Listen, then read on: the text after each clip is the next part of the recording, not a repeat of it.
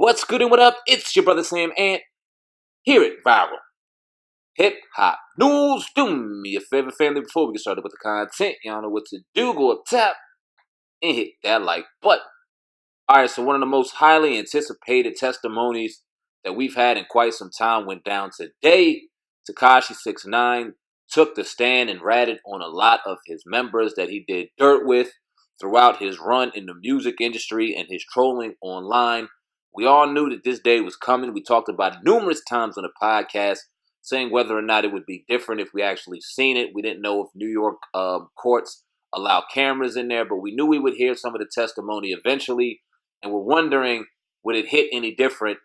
Even though we knew he was about to snitch on people, actually seeing or hearing what he had to say, would it have a different effect on us? Well, today we found out. We got our answer. I'm going to read a couple of the excerpts from his testimony, and y'all let me know if this makes y'all think any different to 6ix9ine. Do you hate him even more? If you did like him, does it make you feel different? Y'all let me know after we read these, man. Some of these shit surprised the hell out of me. All right, so here we go. This is courtesy of the Inner City Press. To ask Mr. Hernandez, where were you born? He responded by saying Bushwick, Brooklyn. How far did you go in school? Like 10th grade. When did you start living in federal custody?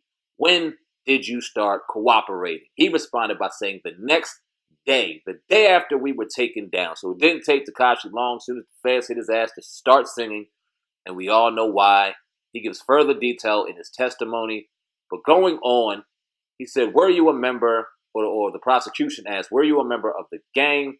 He responded by saying the 9 Trey Bloods. What sort of things did 9 Trey do?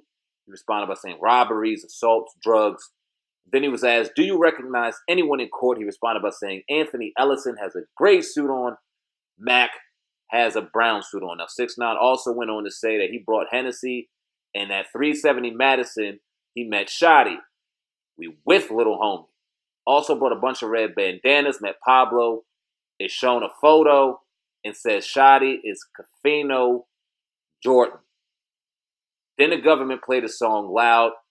They are parsing the video, which means they're analyzing the video. And 6ix9ine is pointing out all the guns in it, linking one to Shotty. Prosecution asking him, is that a real gun? Tekashi 6ix9ine responded by saying yes. Now, one of the weirdest things that happened, and you guys see Trippie Red up top right now, one of Tekashi 6ix9ine's long rivals, trolled each other on social media and things like that. We didn't know if it was fabricated, whether it was real or it was fake. We heard they had the same management team. We heard all kind of shit. Didn't know if it was real or it was fake, but it was a lot realer than what we thought, because Trippie Red's name also came out of Tekashi 6ix9ine's mouth today. Daniel Hernandez, whatever the fuck you want to call him at this point, he went on to say this. Now, they were asked, Mr. Hernandez, what is Gummo about? He said it's a diss song toward like somebody I don't get along with. Then he said Trippie Red was a part of the 5'9" Brims. Hernandez testified. Did there come a time that Gummo was released on the internet? Yes, it went viral, meaning people shared it. I just put it up on YouTube and said whatever happens, happens. Now, this dude was playing a real divisive game with real pieces. I'll go on to read a couple more. The prosecution asked him, what is a drum? You add it to a gun, it carries an extra clip. They also go on quoting lyrics using N-word as Uber N-word. Now 6ix9ine is saying N-word. Mr. Hernandez, what is Gummo, like we just talked about, and that's when he snitched on Trippie Red. Now, I'll read one more clip. It says, hearsay. Shotty said that little rainbow head knows that he doing. How did Cuda come about? I knew I had a formula to repeat at the gang. What is the word for it? Image, I would say promote it. You know what I'm trying to say? That's what people like. So 6ix9ine confirmed, one, he was a fraud.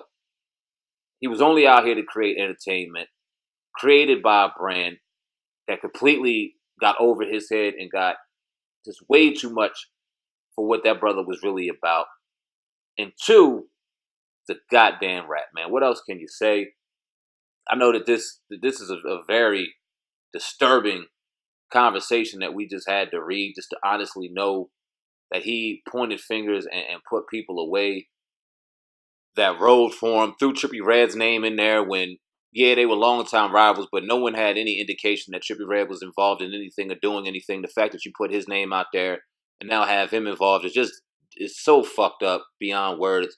We'll talk about this more on the podcast. You know, Wednesdays are off day, but you never know. You might hear from us tomorrow. Definitely going to get into it Thursday evening. Go into this way more in depth. See what you guys think of it. Y'all drop a comment right now. Let me know what you think of Tekashi 6ix9ine's testimony.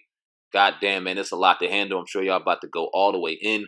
Y'all can stay tuned to the back end of this video where Oh God and I, on one of the previous top podcasts, go in about the snitch culture and just everything that goes into it. Should rules change, things like that. We go all the way in. Y'all leave a comment in the comment section. Let me know what you think. Also in the description box, there's links to our Twitter and IG, which you also see up top. And make sure you subscribe to the most dangerous podcast out here today, the Hip Hop Uncensored podcast with my brother Oh God.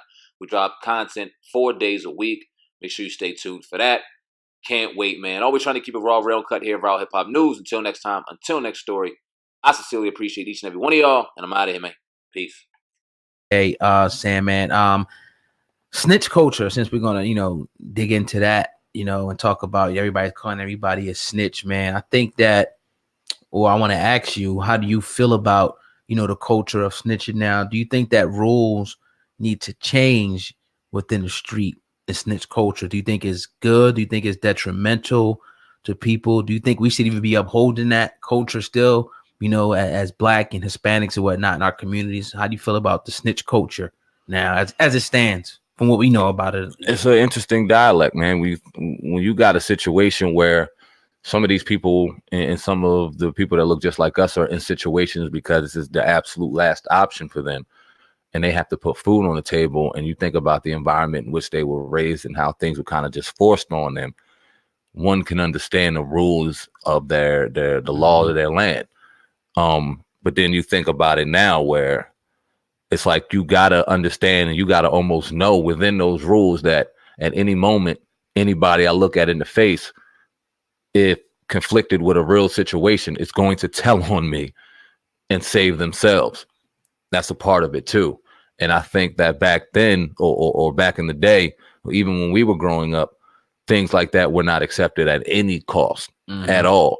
So that frame of mind was not necessary to have, because you knew if someone would a rat or snitch, you knew the consequences of that. And so did they. Now it's a whole different game. So now as the person on the other side, the loyal side, so to speak, of the law of the land, you almost have to arm yourself properly in knowing certain things maybe need to be away from certain people, certain dirt maybe need to be done dolo. However you need to move to protect yourself as much as you got to protect yourself, because it is tainted. Now, whether or not the law should be rewritten, who's going to do that?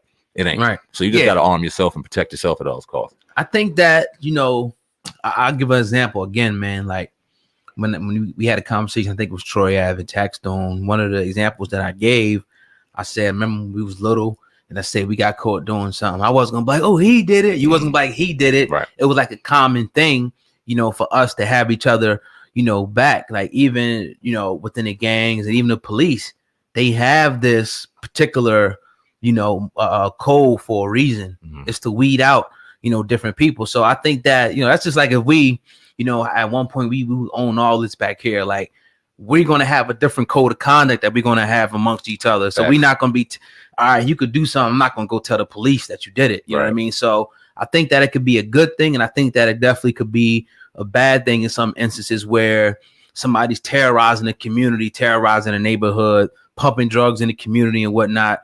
And, people are dropping and everybody's scared to say anything because they're scared. Then that's a tyrant. That's somebody who's running, the community through fear. That's a different thing. But, if you have it, I think to protect a code of conduct, to protect the people, I don't see anything wrong with that, because people, again, the thin blue line or whatever they call it, cops is not snitching on other cops, no matter what other cops do.